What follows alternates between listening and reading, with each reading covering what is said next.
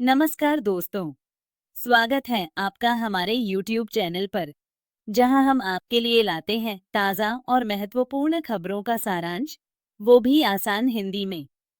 चलिए शुरू करते हैं आज की मुख्य खबरें।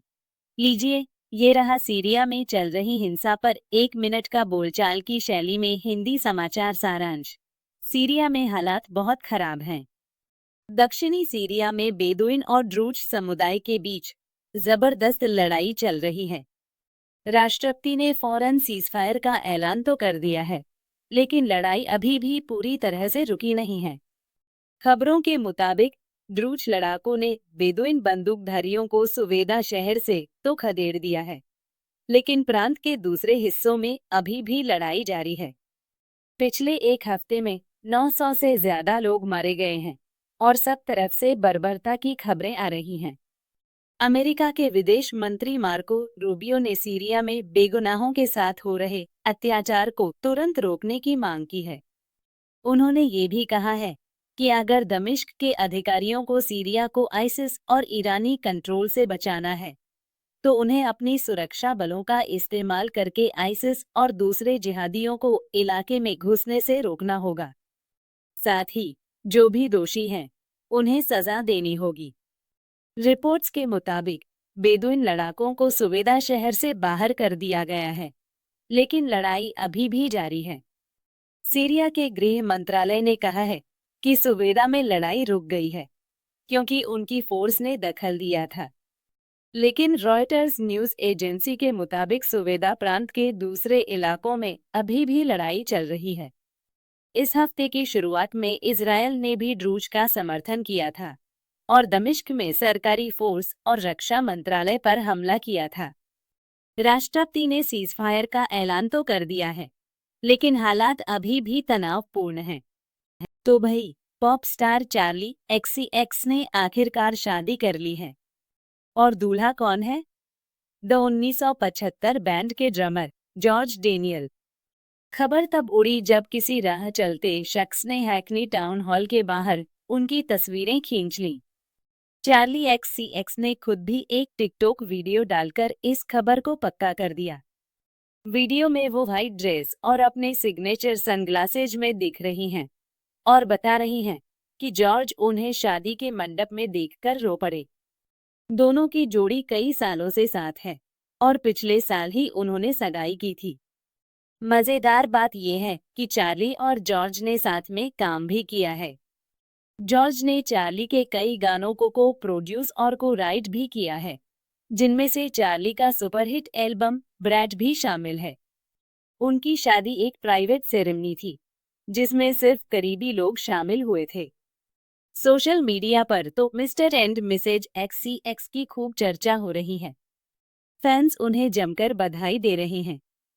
दक्षिण कोरिया में भारी बारिश और भूस्खलन से तबाही मची है। अब तक कम से कम 14 लोगों की मौत हो चुकी है और 12 लोग लापता बताए जा रहे हैं। बचाव कार्य लगातार जारी है, लेकिन मरने वालों की संख्या बढ़ने की आशंका है। वीडियो फुटेज में दिख रहा है कि लोग भूस्खलन प्रभावित रिसोर्ट शहर गैपियोंग में कीचड़ से होकर गुजर रहे हैं और पुल टूटने के बाद सुरक्षित स्थानों पर जा रहे हैं। वहीं दक्षिण में एक पूरा गांव मिट्टी और मलबे से ढक गया है। सबसे ज्यादा नुकसान देश के दक्षिणी हिस्से में हुआ है, जहां 6 लोगों की मौत हो गई और 7 लापता हैं। हजारों सड़कें और इमारतें बाढ़ के पानी में डूब गई हैं। खेतों को नुकसान हुआ है और बड़ी संख्या में मवेशियों की मौत हुई है। लगभग 10,000 लोगों को अपने घर खाली करने पड़े हैं और 41,000 से ज्यादा घरों में बिजली गुल हो गई है। राष्ट्रपति ली जे-म्यूंग ने सबसे ज्यादा प्रभावित क्षेत्रों को विशेष आपदा क्षेत्र घोषित करने का आदेश दिया है। सरकार ने राहत और बचाव कार्य शुरू कर दिया है। बारिश तो कम हो गई है, लेकिन अब भीषण गर्मी पड़ने की आशंका है। दोस्तों, यूक्रेन के कब्जे वाले इलाकों में रूस बच्चों को अपने रंग में रंगने की पूरी कोशिश कर रहा है। ताज़ा रिपोर्ट्स बताती हैं कि यहाँ बच्चों को छोटी उम्र से ही रूस से प्यार करना सिखाया जा रहा है। लुहांस्क में एक नर्सरी स्कूल में 70 से ज्यादा बच्चे एक रूसी झंडा पकड़े खड़े हैं और मैं रूसी हूँ गाना गा रहे हैं। एक और शहर एंथ्रेसाइट में नर्सरी के बच्चों ने रूसी सैनिकों के लिए खाइयां, मोमबत्तियां और कंबल बनाए हैं।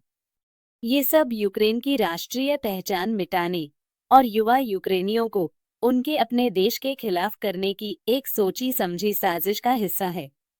इसके लिए रूस रूसी शिक्षकों को भारी रकम देकर कब्जे वाले इलाकों में भेज रहा है, क्योंकि कई यूक्रेनी शिक्षक डर के मारे भाग गए हैं। बच्चों के साथ काम करने वाला सबसे बड़ा रूसी संगठन है यूनार्मिया यूथ आर्मी, जो रूसी रक्षा मंत्रालय से जुड़ा हुआ है। इसमें 8 साल के बच्चों को भी सदस्य बनाया जा रहा है। ये संगठन पूरे रूस में काम करता है और अब यूक्रेन के कब्जे वाले इलाकों में भी इसकी शाखाएं खुल गई हैं। यूनार्मिया का कहना है कि वो बच्चों को कुछ बुनियादी कौशल सिखा रहे हैं जो उन्हें सेना में भर्ती होने पर काम आएंगे। यूनार्मिया के एक अधिकारी फिडेल बिगबुलातो, जो खुद रूस से हैं, का कहना है कि ये सब बच्चों को सैन्य सेवा के लिए तैयार करने का एक तरीका है। वियतनाम में हा लॉन्ग बे में एक बड़ा हादसा हुआ है। एक पर्यटक नाव डूबने से कम 37 लोगों की मौत हो गई है और कई लोग अभी भी लापता हैं। ये हादसा खराब मौसम की वजह से हुआ। बताया जा रहा है कि नाव में ज्यादातर हनोई से आए वियतनामी परिवार थे। नाव का नाम वंडर सीज था और उसमें 53 लोग सवार थे। अचानक आए तूफान के बाद ये पलट गई। एक चश्मदीद ने बताया कि शनिवार को दोपहर के करीब मौसम अचानक बिगड़ गया और ओले गिरने लगे। स्थानीय मीडिया के अनुसार एक 10 साल का लड़का नाव के अंदर एयर पॉकेट में फंसा हुआ था, जिसे बाद में बचा लिया गया। अब तक मिले शवों में 8 बच्चे भी शामिल हैं। लापता लोगों को ढूंढने के लिए रेस्क्यू ऑपरेशन जारी है और प्रधानमंत्री फाम मिन चीन ने मृतकों के परिवारों के प्रति अपनी संवेदना व्यक्त की है। सरकार ने दुर्घटना के कारणों की जांच के आदेश दिए हैं और कहा है कि दोषियों के खिलाफ सख्त कार्रवाई की जाएगी। अगर आपको यह वीडियो पसंद आए तो लाइक और सब्सक्राइब करना न भूलें। धन्यवाद।